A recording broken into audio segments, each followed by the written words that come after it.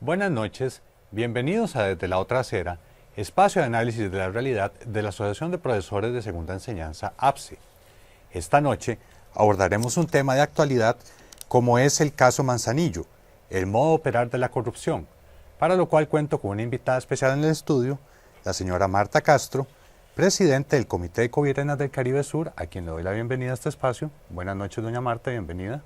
Buenas noches, don Ariel. Muchísimas gracias por este espacio tan importante, que lo que es informar al público, a la ciudadanía, lo que está ocurriendo. Claro que sí. Y también contaremos con la entrevista de Silvia Matamoros, licenciada en Derecho, y un relato anónimo de un habitante de la zona afectada por este caso de corrupción. Antes de arrancar propiamente con el tema de esta noche, quisiéramos recordarles que la campaña Déjenlos Volar habla sobre cómo recortar el presupuesto de la educación pública y recortarle las alas a la niñez. Únase a la campaña Déjenlos Volar. Denuncie las malas condiciones del centro educativo de su comunidad. Envíe sus fotos y videos al WhatsApp 87 52 43 34. Una campaña de APSE por la defensa de la educación pública. Propiamente para entrar en materia con el tema de esta noche, doña Marta, ¿cómo podemos entender qué es lo que está ocurriendo en este momento en el refugio Gandoca Manzanillo ubicado en el Caribe Sur? ¿Cuál es el ABC de este caso, por decirlo así? O sea, básicamente, ¿qué es lo que está ocurriendo y qué es lo que ya ha ocurrido en esta zona del país? Sí, bueno, nosotros como Covirenas, que somos, como dije al principio, un comité de vigilancia de los recursos naturales, pues vimos muchas anomalías desde un principio.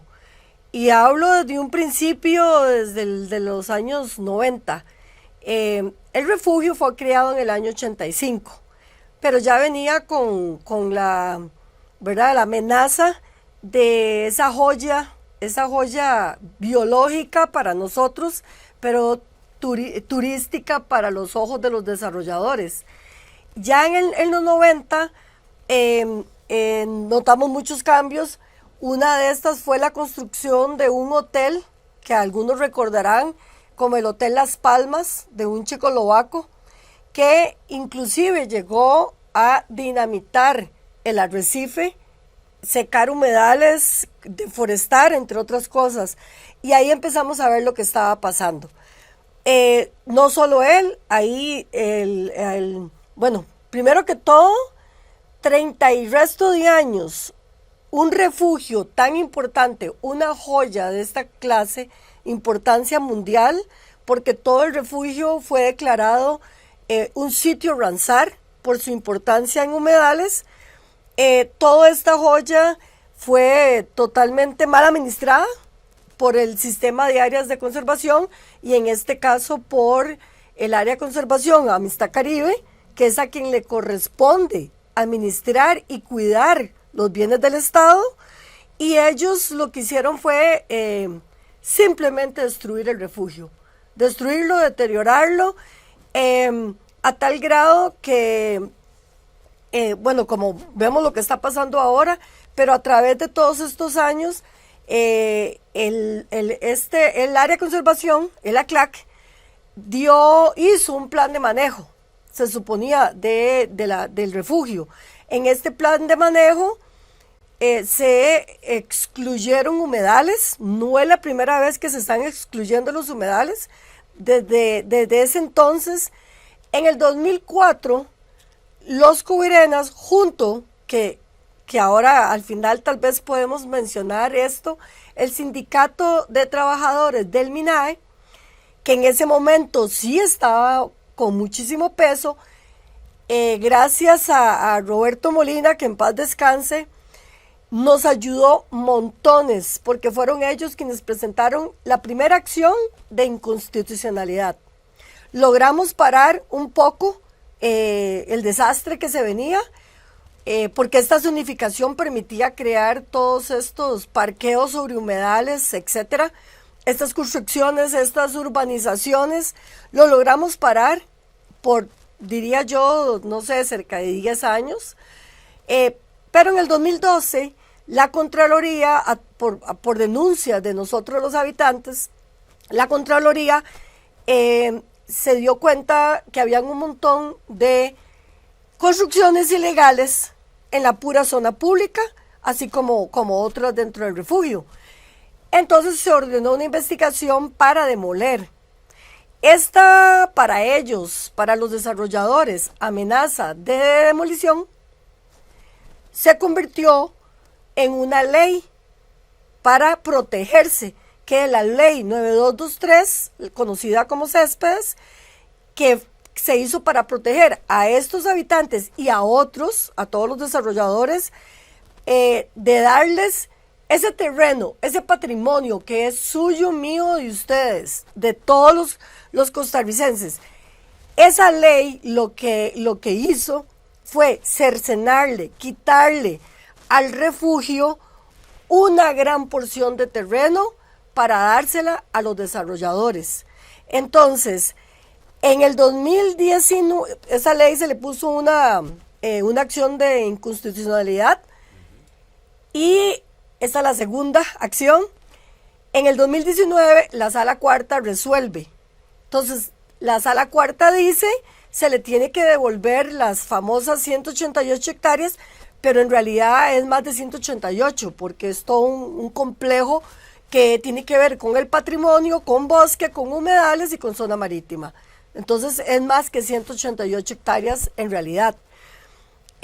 Cuando la sala da esta orden, pasan 5 años a lo que estamos, a la fecha, donde simplemente el SINAC, como dicen, digo, aquí no pasó nada. ¿Qué pasó en esos 5 años? Que los inversionistas corrieron a inscribir propiedades que no estaban inscritas y a desarrollar, a construir, a pedir permisos, a hacer legal lo ilegal. Porque eso es lo que ha pasado, una total ilegalidad, permisos que no, como pasó en el caso de la finca de Pacheco Den, permisos que fueron dados ilegalmente porque, por lo que se entiende a nivel forestal, cuando hablamos de bosque costero, no se puede dar un permiso ni de inventario forestal, ni un certificado de origen, porque los dos tienen unas raíces totalmente diferentes. Claro. Y este tema de la delimitación que debe hacer el SINAC dentro del territorio es lo que está generando en este momento el conflicto, porque a partir de esta omisión que ha hecho el Ministerio de Ambiente de delimitar el terreno, acatándose a esta sentencia de la Sala Constitucional, es que está surgiendo toda esta situación actual de que se permitió esta tala, de que no hay claridad sobre los límites de la reserva, etcétera. A su papel, ¿cuál ha sido a su criterio más bien, cuál ha sido el papel que ha llevado a cabo el ministro Franz Tattenbach como ministro de Ambiente en este caso? ¿Cuál cree usted que ha sido el rol que tiene él, si fuera el caso de que lo tiene como defensor o como debería ser defensor de esta zona al menos? Terrible, ha sido terrible, lo hemos visto en las noticias, lo hemos visto en cantidad de entrevistas, como el ministro Tattenbach, en lugar de proteger el refugio, se puso del lado de los desarrolladores. Era un completo vendedor de bienes raíces, es lo que es, porque da realmente muchísima indignación ver cómo él en las páginas del MINAE y del SINAC promover, o sea, yo nunca lo había visto en la historia, cómo un ministerio de ambiente se puso a promover un plan regulador. ¿Cuándo hemos visto esto? Yo creo que nunca. Un plan regulador que querían hacerlo a la ligera, lo más rápido que fuera, porque este plan regulador, en primer lugar, tenía que haberse hecho hace 40 años atrás, después de que ya se hubiera definido dónde están los humedales, los manglares, el bosque costero. Después de todo esto, lo que quedaba, uno dice, en realidad sería Puerto Viejo, Cahuita y Manzanillo, que ya son los pueblos establecidos. Iría solo para ellos, en realidad. ¿Y por qué lo digo? Porque el plan regulador quería abarcar todo el refugio. O sea, el plan regulador se aprovechó de la ley Céspedes para zonificar sobre esa área que se le estaba quitando al refugio. ¿Y qué hizo el ministro Tattenbach junto con el presidente de la República? Favorecer el plan regulador. No, hay que hacerlo. Algunos recordarán el presidente Chávez en miles de las entrevistas diciendo el plan regulador va porque va. O sea, como totalmente dictador y pasándole por encima a todos los criterios científicos, técnicos, ambientales y al territorio indígena que Coldi también. O sea, esto Tattenbach ha pasado por encima de todo, se ha llevado a todo el mundo. Es a mi criterio, una manera de conspiración con instituciones como el ICT, que también está siendo investigado en este momento, el INBU, que está siendo investigado, que hubo hace poco, ya cumplimos creo que un mes de los allanamientos, de todos estas instituciones que se prestaron para lucrar con el patrimonio natural del Estado. Muy bien, antes de continuar con este espacio, veamos la entrevista que le realizamos a la licenciada en Derecho Silvia Matamoros.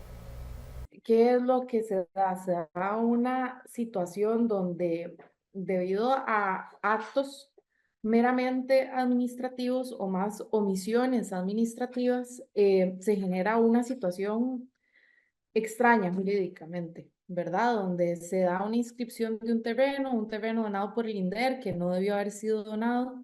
Y yo creo que un poco eso es lo que genera este tema que está siendo discutido ahora, ¿verdad? En la vía penal gracias a la Fiscalía.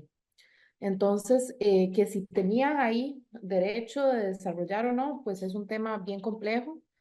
Yo personalmente pienso que lo que se da es una serie de acciones administrativas y legales que generan un pequeño vacío para que algunas personas puedan sentir que pueden, ¿verdad? Que pueden desarrollar de manera legal. Esto sin menoscabar que hay acciones que se deben tomar del tipo legal para recuperar ciertos territorios que son de esa zona y que no debieron haber sido entregados a terceros. Más considerando, ¿verdad?, que un poco la intención de la Ley de los Habitantes del Caribe Sur es brindar seguridad jurídica a personas de la zona. Y lo que en verdad pasó es que lo que se brindó fue una seguridad jurídica extraña a personas que no eran de la zona, entiéndase extranjeros o personas del Valle Central, y no necesariamente a los pobladores originarios o de la zona. Aquí lo que parece que pasa es que en terrenos que son propiedad privada, donde hay bosque, de alguna manera se acomodan, ¿verdad? Todas las figuras para justamente caer en esos portillos de que entonces ya no hay bosque. Y vemos algo también que es muy preocupante. Voy a compartir pantalla nuevamente para enseñarles aquí tal vez en el caso específico del señor Pacheco Dent. Bueno, en el mapa que se ve en pantalla, aquí hay una serie de capas, ¿verdad?, que nos permiten ver unas cosas. Primero, lo que está en rosadito, eso es lo que es el refugio Gandoca Manzanillo. Lo que se ve más claro en blanco, ¿verdad?, en el centro, esa es la parte del refugio que se perdió, que con la Ley de los Habitantes del Caribe Sur, de la 9223, pues esa parte se saca, ¿verdad? Entonces, esa es la parte como que queda desde el 2014 desafectada, que el SINAC tiene que recuperar en el 2019, perdón, y que pues a la fecha no lo ha hecho. En verde, lo que ustedes ven en verde en la franja costera, es lo que una caracterización de humedales del 2021 que hace el área de conservación cataloga como humedal, ¿verdad? En morado, lo que se ve es la certificación de patrimonio natural del Estado, que las áreas que en el 2014 el SINAC viene a decir que son humedal. Es decir, todas las áreas que se ven ahí en verde son áreas que quedan por fuera. El puntito rojo que se ve aquí, ¿verdad? Donde ya claramente se ve la propiedad, se ve ya más deforestada, ¿verdad? Bastante deforestada. Pues precisamente queda frente de un área donde se suponía que era humedal según el criterio del 2021 y que ahora en el 2014 vemos que queda completamente reducido. ¿Qué significa esto en términos legales? Que así como hicieron con el bosque, que buscaron la salida que había en la ley para poder talar legalmente, ¿verdad? Ahora, aquí enfrente estamos viendo que al no declarar esto patrimonio natural del Estado y dejarlo por fuera, está susceptible a ser incluido dentro del plan regulador que impulsa la Municipalidad de Talamanca. O sea que estas personas que tienen estas propiedades aquí, convenientemente les queda esta entradita, ¿verdad? Y lo vemos también aquí abajo en el caso Phuket, ¿verdad? Aquí abajo a la derecha. Y también aquí este espacio en verde, almendros y corales, pues que muy convenientemente esta nueva certificación del SINAC deja espacios por fuera que permitirían, digamos, a las personas que están desarrollando fuera de la zona marítimo terrestre acceder a una concesión en el caso de que ya esté el plan regulador. Entonces, nuevamente, vemos la voracidad, ¿verdad? Vos me preguntabas sobre el tema ambiental y un poco esa es mi respuesta. Vemos cómo a través de las lagunas o los posibles campitos que queda dentro de la ley para poder desarrollar en áreas tan ambientalmente frágiles como son las zonas costeras y más cuando hay presencia de bosque costero, de manglar, de humedal, vemos como poco a poco se ha ido acomodando un poco la administración pública, el criterio de la administración pública para permitir que se haga esa depredación del ambiente. Con respecto, digamos, al apoyo más del CITRAMINADE, del Sindicato de Trabajadores del MINAE, pues ahí los extrañamos, ¿verdad? Los extrañamos mucho, nos parece que está pasando algo al interno del MINAE que debe ser atendido con urgencia, que debemos ponerle atención a lo que está pasando ahí porque estamos viendo un gran caso de corrupción en el Caribe Sur, pero la misma institucionalidad y como parte de este proceso, pues hemos recibido muchas personas que nos cuentan, ¿verdad? De lo que está pasando y de cómo la misma institucionalidad ha estado fallando. Entonces, pues extraño al Sindicato de Trabajadores del MINAE, ¿verdad? Que desde que Roberto Molina pues no está, se ha quedado como mudo. Y es muy importante escuchar esa voz, ¿verdad? Que se reorganicen, que se empoderen, porque se están dando cambios de criterios, se están dando situaciones de amedrentamiento dentro del MINAE, de cambios de puestos con intereses de silenciar a funcionarios técnicos. Antes de continuar con este tema de esta noche, veamos el siguiente relato anónimo con una vivencia de un habitante de la zona de Gandoca Manzanillo. Bueno, el caso en realidad es como un ejemplo de lo que está pasando en muchas zonas en el refugio, a donde personas empresarias con bastante dinero que pueden costear hacer proyectos, bueno, lo que parece que quiere hacer es un proyecto grande ahí como en un condominio o un residencial y pueden conseguir un permiso de supuestamente aprovechamiento forestal en un terreno a donde no se debería de estar otorgando este tipo de permisos. De hecho, recién vi que salió en La Nación que eh, el regente forestal que dio el permiso inicialmente dijo que era una zona boscosa y luego al ratito cambió de opinión y firmó el permiso. Entonces son cosas que nosotros aquí desde la comunidad nos quedamos pensando, pues debe haber algún negocio ahí, ¿no? Para que mágicamente de un día para otro cambie de ser bosque a ser, entre comillas, potrero. Pues sí, está muy volátil. Mucha gente no quiere ni hablar del tema. Si uno llega a hablarlo, le cambian de tema o le cierran la puerta o le dan la vuelta y se van. Han habido amenazas. Este sujeto de ese terreno, y yo no lo conozco en persona, pero me han contado que es bastante violento, que tiene, como dicen, un fusil corto. Y y hay mucho dinero en la mesa, ¿verdad? Esta gente es gente grande que tiene mucho dinero que quieren poder hacer y pues no quieren que se le atraviese el caballo y es muy complicado, es muy volátil, la verdad, y mucha gente prefiere no hablarlo, no se quieren arriesgar, ellos, su familia, ¿verdad? Que le pueden venir a tocar la puerta. Conozco gente que le han venido a dejar un mono muerto clavado en una estaca enfrente de la casa, gente que le han amarrado un lazo negro en su vehículo. em, Cosas así, ¿verdad? O que le vienen a tocar la puerta y a decirle, hey, Mop, deje de hablar de esto, deje de meterse en lo que no le importa. Necesitamos también más centros educativos de mejor calidad, o sea, la escuela de Manzanillo se está cayendo, la escuela de Coclis ya no da abasto, también, o sea, los niños tienen que ir con horas cortadas porque no dan abasto, no hay suficientes aulas. En Puerto Viejo es lo mismo, la escuela se está cayendo, no hay un colegio cercano, el colegio rural de Puerto Viejo lo han tenido para arriba y para abajo, un rato aquí, un rato allá, y ya necesitan ese edificio, entonces los echan. Ahorita tengo entendido que están usando eh, un salón por allá llegando a Home Creek, que la asociación de Yecoldi les ha prestado un espacio. Y realmente, claro, si no tenemos acceso a una educación de calidad, pues cómo vamos a tener las herramientas también como para sabernos defender mejor y poder construir nuestros propios negocios, levantar algo pues que nos ayude a prosperar, ¿verdad? Desde la comunidad, para las familias. Luego de haber escuchado este relato anónimo, quisiéramos recordarles nuestra campaña Déjenlos volar. Serían necesarios 4 estadios nacionales para que entren los 122.000 estudiantes a los que el gobierno les quitó la beca Avancemos. Recortar el presupuesto de la educación pública y recortarle las alas a la niñez. No les recorten las alas a la educación pública. Una campaña de APSE.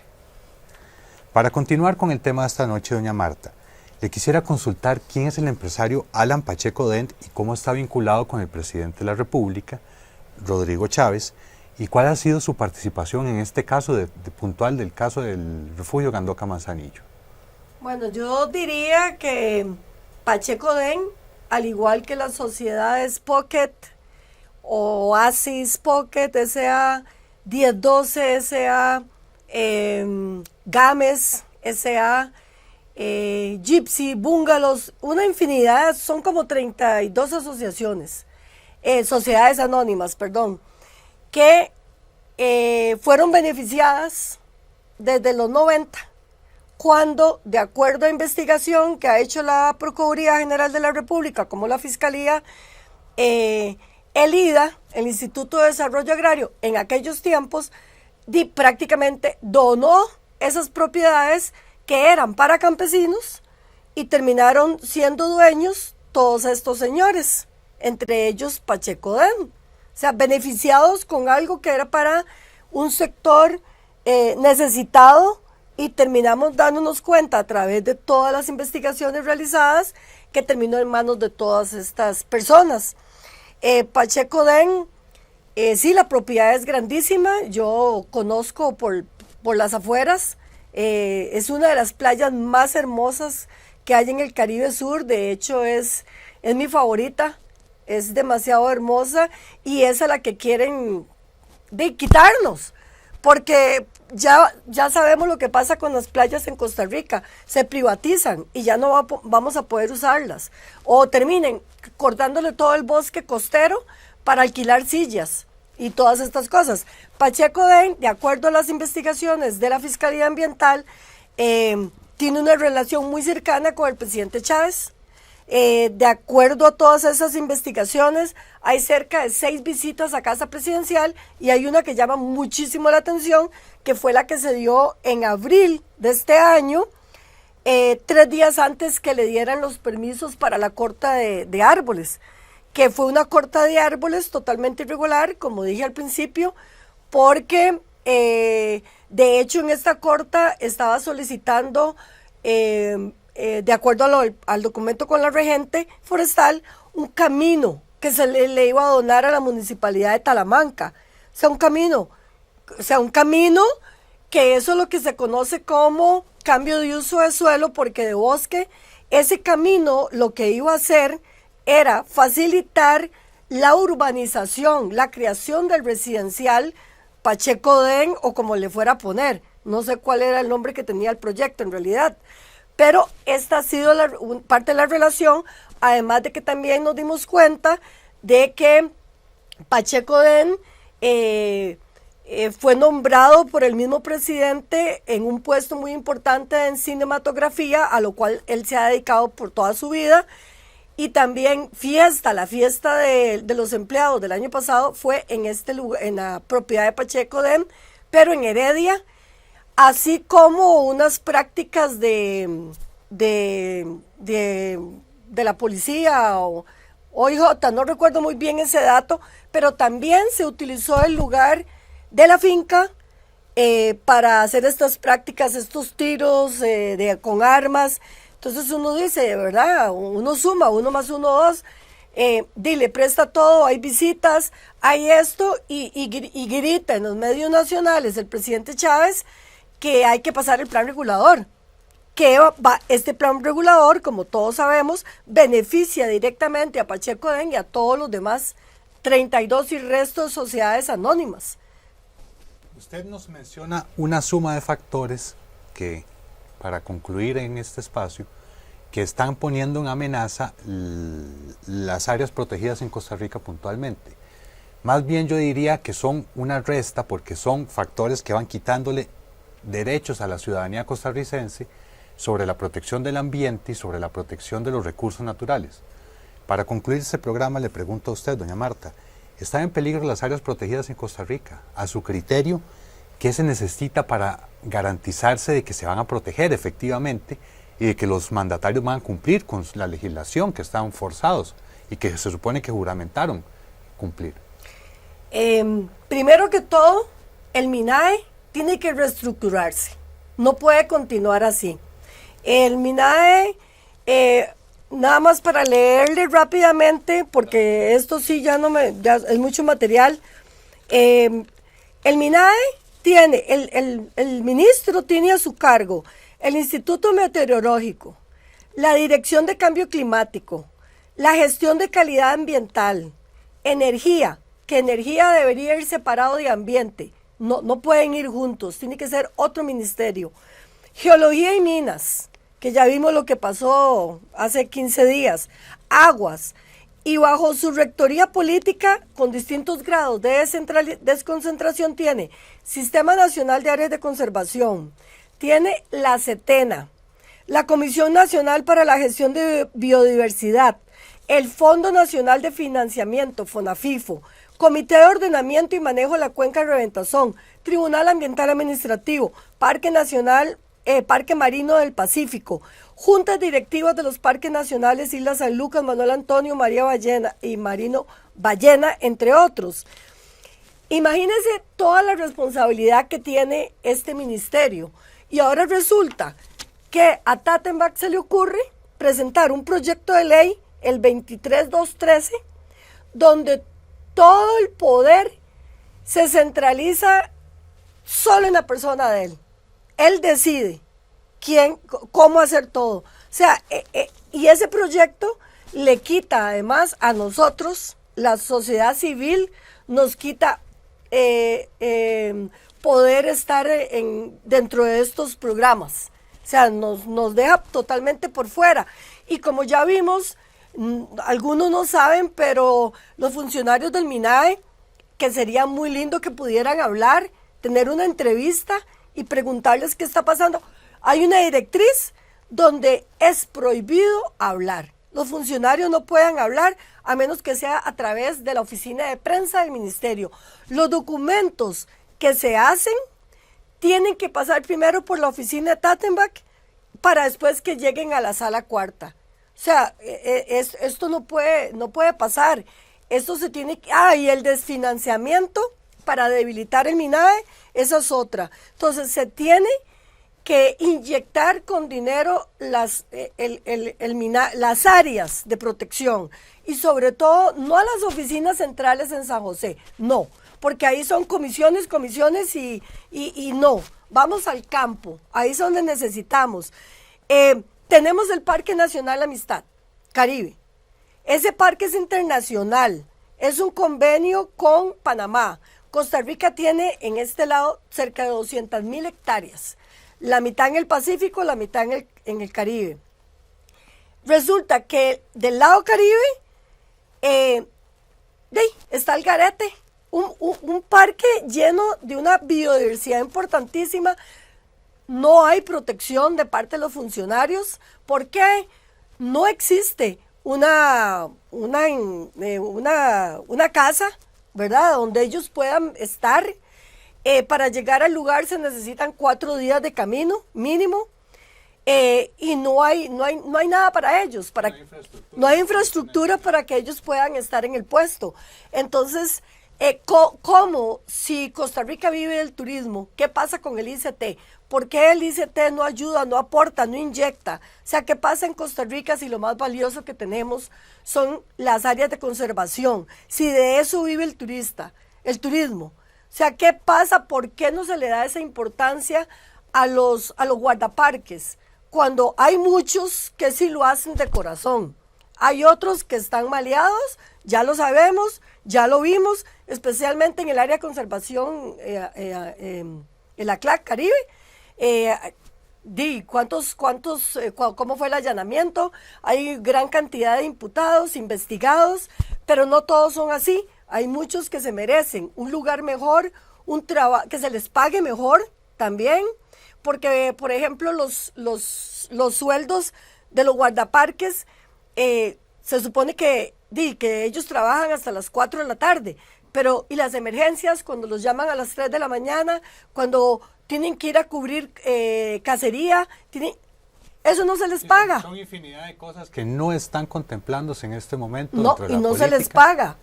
Y lamentablemente, el sindicato de trabajadores del MINAE murió con la muerte del presidente hace 2 años. Roberto Molina murió y ahora no dicen nada. Han reubicado cerca de 7 funcionarios del MINAE que vimos en las noticias. Sí, claro. La última fue la directora de humedales. Ajá, la reubicaron. ¿Y qué hace el sindicato por la defensa de todos estos funcionarios? Nada, no está pasando nada. Entonces, hay que hacer eso y hay 2 proyectos de ley ya en la Asamblea Legislativa para subir las penas ambientales y reestructurar todo este desastre que hay en este momento. Vamos a ver si con esta legislación o estos proyectos se logra al menos rescatar algo de este estado tan terrible en que se encuentran las áreas protegidas de Costa Rica. Le agradezco por esta entrevista, doña Marta. Muchas gracias a usted por su presencia. Muchas gracias a doña Silvia, igualmente por su testimonio, a la persona que nos relató de forma anónima su vivencia. También le agradecemos a ustedes por habernos acompañado esta noche y los esperamos el próximo jueves en Desde la Otra Acera.